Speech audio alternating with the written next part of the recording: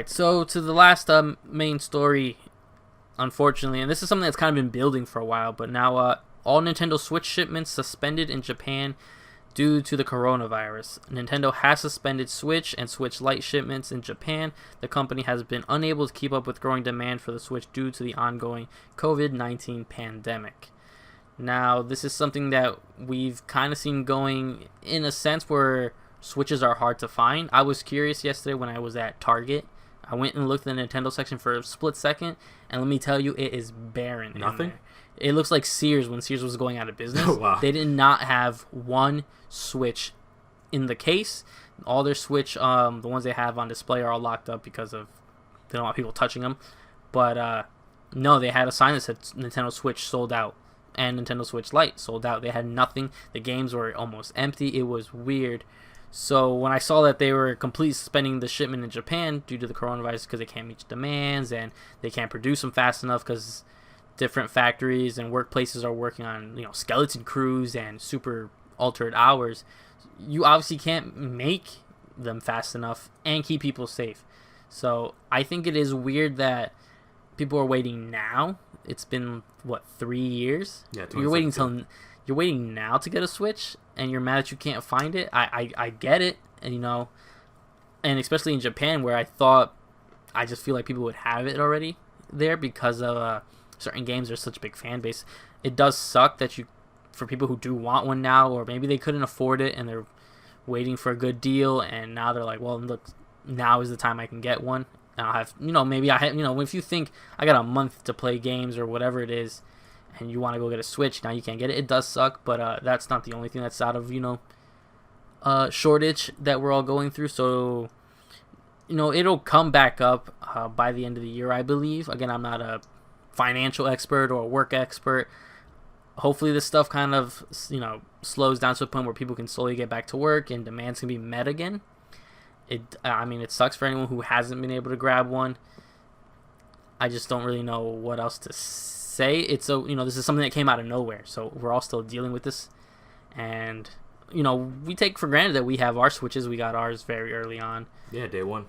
Yeah, day one. So, and I just got a second Switch for Animal Crossing. So it does make me I just feel also like if you would have wanted one, maybe you could have got one by now. It's those last minutes, there's no one really to blame on why this is all really happening. Yeah, there's a lot to unpack there. One thing is important to note, this is a Japan thing. So with all the supply constraints, Nintendo made the kind of executive call to basically cut off their home base of operations to kind of reroute whatever existing stock they have to the States and, as of right now, Europe. So that's an interesting decision in that regard. I'm just imagining the install base is probably just larger out there. As important as Japan is to moving numbers, there's just a bigger install base, and they just have to prioritize the areas with the most Switches in the wild right now, which is going to be the States and Europe. So you're going to reroute all your resources that direction. I just think it's important to note whenever those kind of cascading ripple effects of this virus and this pandemic start really impacting the game industry. We're starting to see the delays.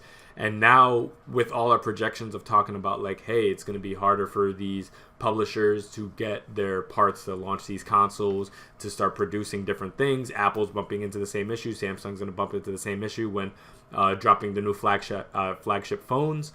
So it's important to note that this is kind of like the process starting. And again, if Nintendo's in the middle of a life cycle right now, so imagine trying to get through with the launch now with Microsoft and Sony, that they're kind of walking into a pretty big storm of mess. Because look at Nintendo, they're even having trouble keeping up demand. Not with a console that's already been kind of manufactured and been out there for a little bit, and they're bumping into an issue where they have to basically cut off a whole region of gamers. So I'm curious to see how the long-term effects of this and how this affects Switch sales going forward. But again, the area with the largest amount of the player base is still having access to goods, as scarce as they may be. I know they're scarce in the United States, but ultimately new shipments are coming here, as opposed to some places that are kind of just ish out of luck for a while. So it's an interesting development, and it's gonna be something we're gonna have to keep our eyes on. Yeah, I'm gonna see how this really bleeds into the rest of the companies, especially when you're trying to get all these other, like we were saying, new flagship games, and flagship systems, controls, accessories. This isn't gonna be the first place, you know.